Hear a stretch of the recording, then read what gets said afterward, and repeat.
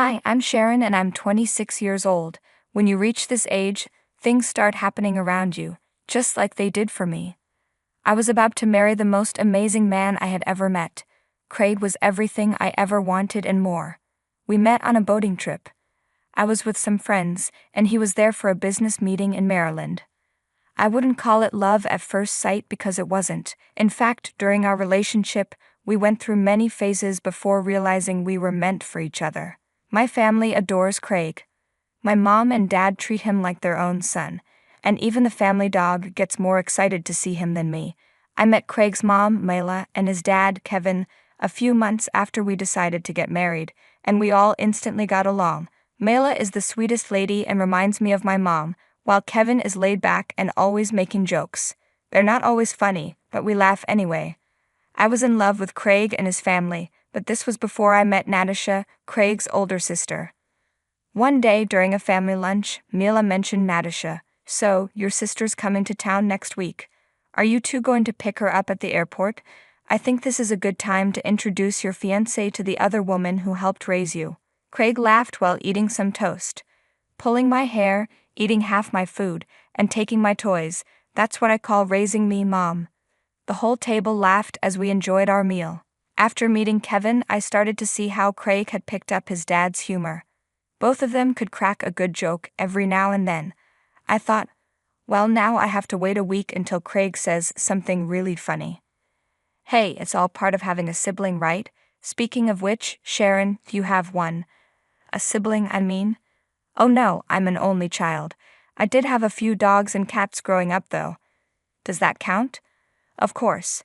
My kids scratched and screamed at each other growing up, so I'd say our experiences were the same, Kevin joked, and we all giggled. I felt so at ease around Craig's family, it was almost too comfortable, but thanks to Natasha, things were about to change. Natasha had moved to New York after college. Craig told me his sister could be a bit overprotective, but he said I shouldn't worry. He expected us to get along just as well as I had with the rest of the family. Craig is half Hungarian on his mom's side, but while he hadn't picked up much of the culture Natasha had, the family would try not to speak Hungarian around me because they knew I wouldn't understand, but what they didn't know is that I'm a linguist. While that doesn't mean I can learn languages instantly, it does help. Craig had taught me a few phrases, and I took the initiative to learn more on my own. There are so many websites to help with that these days, so now I can use Hungarian conversationally, though I plan to wait until I was more confident. "When are you two getting married?"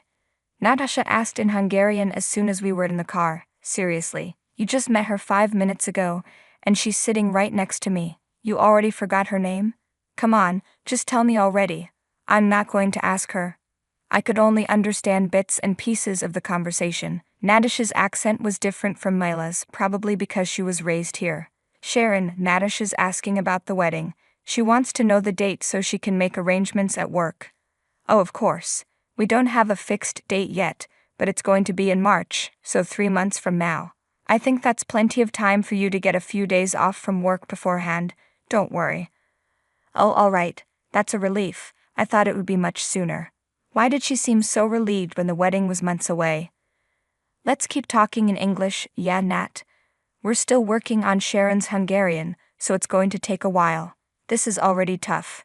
She whispered something in Hungarian before saying that, and this time I understood. I was feeling a bit intimidated by her. It wasn't going as smoothly as it had with his parents, but I reminded myself that not everyone likes you right away. I was sure we would get along with some effort. A few days passed, and I wasn't always at Craig's place, so our interactions were minimal. Whenever I did go there, Natasha would find an excuse to go out, whether it was shopping or going to the movies with friends. I could see the annoyance on Kevin and Mila's faces. One time when I showed up, Kevin said, "You better not be leaving us today, Nat. You've watched enough films for the week. Spend some time with Sharon and your brother this afternoon." Natasha rolled her eyes and said, "Oh my God, not this again. I've met her and we've talked. Do I really have to keep doing it? I don't want to get to know her. I already know enough people. She looks like every other girl. I've met her already, so I don't see the big deal.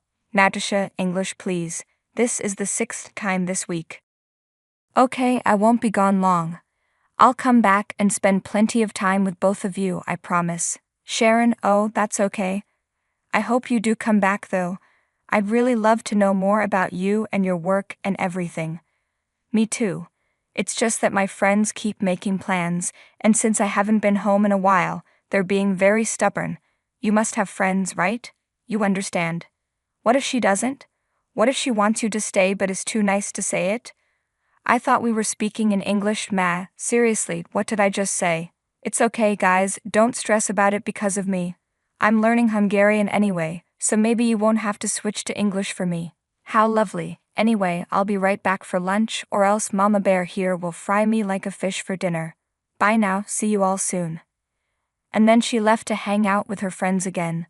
I found it interesting that she stayed in touch with her friends even after moving so far away. I guess they must have grown up together. I didn't expect her to keep her promise and join us for lunch, but to my surprise, she showed up right on time. She looked annoyed to be there. Like she'd much rather be with those friends she kept talking about. I guess she finally gave in. We talked about how their home had changed over the years and how Kevin's jokes had gotten a bit lamer. It was all fun. Then I decided to ask Natasha what she did in New York. So Matt, what do you do in New York? I'm an interior designer. I've designed some of the best places out there. I keep asking these two oldies to let me redesign this old house, but they never listen. I was hoping you'd knock some sense into them. This is the house you grew up in. It's beautiful the way it is. Come on, Sharon, help me out here. I mean, those weird beige couches are killing me. I actually like it here. Those couches are comfortable too. Of course, she takes their side. She's just trying to be the good girl to get them to like her. Typical. You really have to stop talking about my fiancé like that. What's your problem, Matt? I have no problem. What are you talking about? Is everything okay? Did I say something wrong? Oh, of course you didn't, honey. We were just talking about how the house looks kind of ugly. It's just my opinion, though. Your fiancé isn't very keen on it. Hey Nat, that reminds me, you didn't tell me what Rye was up to. Why isn't he joining us? Dad, I told you he was busy. He really wanted to come and see Sharon and Craig, but he couldn't find the time. He'll be free soon, and I'll drag him here the next time I come back. I think he prefers it here anyway. Oh, I'd love to meet him. When did you guys get married? Oh, it feels like ages ago, sweetie, but it was just 2 years back. I was designing his new home, and our eyes just met. We got married 6 months later. Wow, that's beautiful. Please bring him around next time. Yes, of course. Natasha just smiled brightly, and everyone went back to eating. It was pretty awkward after that. The conversation switched to other things like the wedding, the venues, the number of guests, and all that, but Natasha didn't show any interest in any of it. She just ate quietly. I wondered if their family dinners were always like this, but who am I kidding? I knew it was me. My Hungarian had improved enough to know that Natasha didn't really like me much. She thought I was just trying to impress Kevin and Mila so they'd like me. And don't get me wrong, I did want them to be happy with me, but I wasn't going to go out of my way to make that happen. My opinions were and always will be my own, but it seemed like Natasha had made up her mind about me the moment she met us at the airport. The more time I spent around her, the more I started catching unpleasant phrases in Hungarian. She would talk to her friend on the phone and say things like, I don't know why my idiot brother is marrying this girl. What does he even see in her? She doesn't do or say anything interesting and she has no idea how to speak Hungarian. She'd have more frequent conversations on her phone when we were all together, like she always preferred talking to someone else. Sometimes her phone would ring late at night, and she'd be on the call for hours. I assumed it was her husband. She used her words like a sword so often that it pushed me to work even harder on my Hungarian. I felt like I needed to be less meek and stand up for myself a bit more. I wasn't going to just sit there and let Natasha insult me in her language whenever she felt like it, so I became determined. After spending a few days with us, Natasha went back to New York. During that time, I doubled my efforts to learn Hungarian. I was an assistant professor at the university, and even though my subject was linguistics, one of my colleagues, Jenna, was a master in many languages. Hungarian just happened to be one of them. I decided to meet her after hours and talk about my situation. So, as you know, my fiancé is half Hungarian, and like they say, Jenna, knowing someone's language is one step closer to knowing their heart. Not to be cheesy, but I've been trying hard to learn the language. I know a little now, but you're the master. Do you think you could help? Well, I suppose I could. Tell you what, buy me a sandwich for lunch, and I'll let you attend my elementary Hungarian classes for a while. It should be enough to help you catch on to the grammar. That sounds perfect. But you can't attend the whole semester since you're not a student. Attend a few initial classes with the new batch, and I'll help you in private later on. Also, I know you're doing this for your fiancé, sweetie, but are you sure about it? Hungarian is a difficult language to learn. Aren't all languages difficult? I think with enough determination, I can at least become a better conversationalist. A lot of effort also falls on you whenever I ask. Don't worry, I won't mind. Ask as often as you like. Thank you. Oh, I see someone's been working on it, huh? Impressive. Come on, let's go. I'm getting hungry. She laughed, and the two of us headed to the nearest cafeteria. Everything was going smoothly. I knew learning a foreign language was going to be tough, especially since I had to balance it with my work, family, and other commitments. But I was determined. I wanted to be part of this family, and learning the language was a big step toward that. Plus, getting back at Natasha a little bit would be worth it. The next week I started attending Jenna's lectures. She was so good with the language that I could have mistaken her for a native speaker. Her accent was spot on. Since I wasn't going to get more than a month of learning, I made sure to take notes whenever possible. She would always check in with me after each lecture, and I don't think I could have found a better teacher. Meanwhile, Natasha returned a month later. By then, my Hungarian had improved a lot, but I kept it a secret from Craig and the rest of the family. I wanted to surprise everyone by joining in on a conversation out of nowhere, but something happened that stopped me in my tracks. Hello, darling. Oh, how I've missed you. I know the last time wasn't long enough, but here we are again. What do you mean I'll disappear again? I'll come back to you in no time, I promise. Natasha was on the phone again. The family was outside for a barbecue dinner. The three of them were setting the table and firing up the grill, while I had gone inside to get some plates and other things. I already told you I'm here to attend my brother's stupid wedding. He's getting married to this boring-looking high school teacher or something. I don't even know why. But forget about them, this is all about us. Do you even know how much I love you? If it wasn't for constantly moving around, I'd never leave your side. Oh boy, it seemed like she really missed her husband Rai. I felt a little bad for eavesdropping, so I quickly grabbed the plates and slipped away. But I was glad that I was able to understand almost everything she was saying, even with her unique accent. We set up the table, and the food was quickly prepared. There's nothing like a hot, delicious dinner for everyone to enjoy. So, have you been busy with all day, Nat? Rai misses you that much? Of course he does, Dad. He's my husband, she replied as soon as we sat down to eat. Oh, I was wondering, does Rai speak Hungarian too? You must have taught him. Oh, I wish, darling. He's a bit dense and already speaks 2 languages. I think his head is rather full at this point to overload it. Yeah, that guy, smarter than anyone in the room but doesn't get a single word of Hungarian. It's so odd, but it's okay. We don't force it on anyone. Wait a second, if Rai doesn't speak a word of Hungarian, then who was Natasha talking to? I let the thought sink in.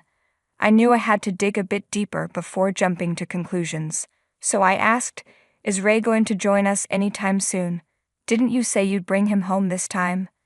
No, unfortunately, he's left the country for a while for some business in Texas, but he said he'll try to swing by on his way to New York. Nat, the wedding is next week. I don't know about you, but I need him to be here. That's an order from the father of the bride. Chill out, Dad. He'll be here, I promise. Okay, fine, he better be. At that moment, I felt like showing off my Hungarian skills, but I kept quiet. Rai was away on a business trip, and Natasha rarely spent time with us whenever she was home.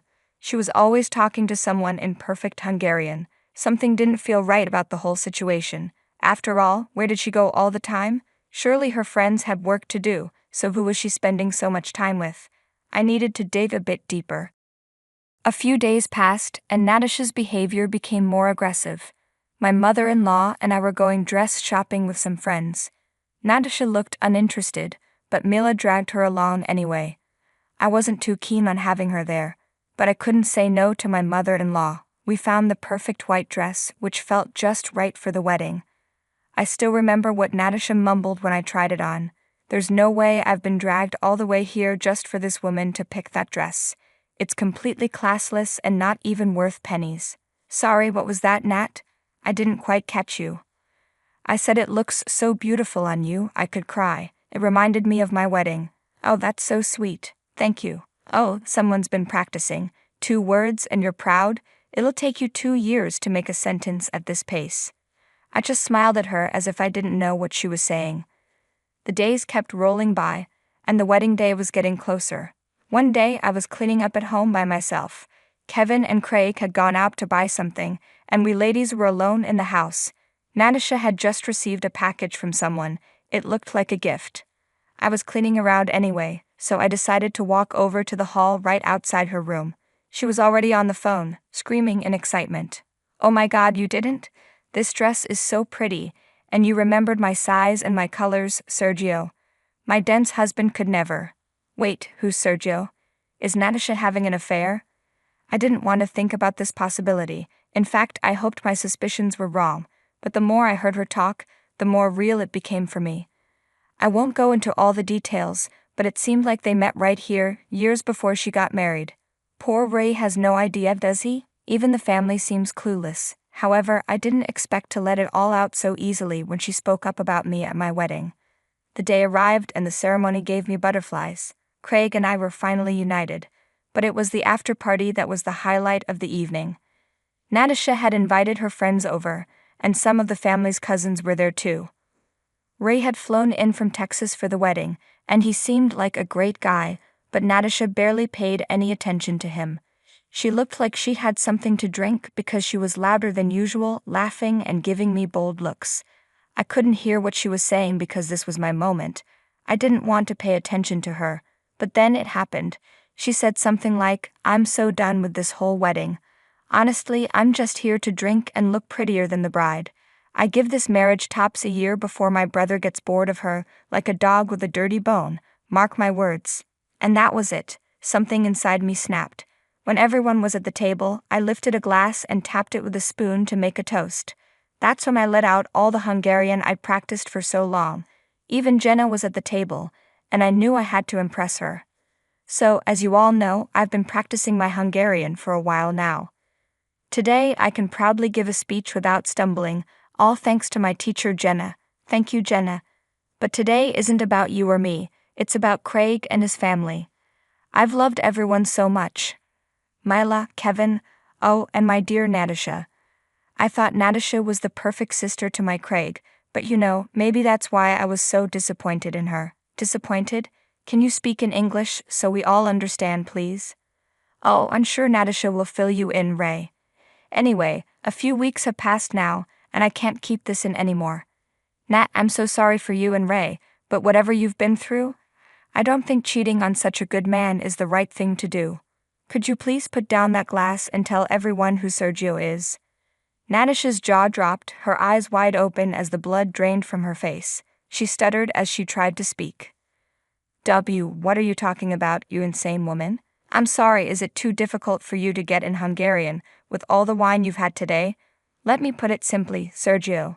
He's your secret lover, isn't he, Nat? He gave you that beautiful dress you've been talking about on the phone all this time. Honey, what is going on right now? Ask your sister. She's the one who's been cheating on Ray for so long. How long exactly, Nat? Care to tell us in either of the 2 languages? The whole dinner table fell silent. Natasha was getting all sorts of looks from everyone. Ray looked like he was in complete disbelief. It was as if someone had dropped a bomb in the middle of the room. Is this true? Ray asked. Natasha didn't say a word. Tears began rolling down her face as she slammed her glass on the table and ran off. Ray just sat there, shell-shocked by everything. The table was silent for a while until I announced it was time to hit the dance floor. Soon, everyone decided to deal with the awkwardness later and danced a few steps with their partners and dates. Ray and Natasha disappeared from the wedding. A few months later, their divorce came through quite unexpectedly. I never heard from Natasha again, and she never came back home. Mila and Kevin were quite disappointed in her for what she did, and it was awkward between us for a while. But they appreciated that I exposed her sooner rather than later. Either way, that look of sheer fright and anguish on her face was worth it.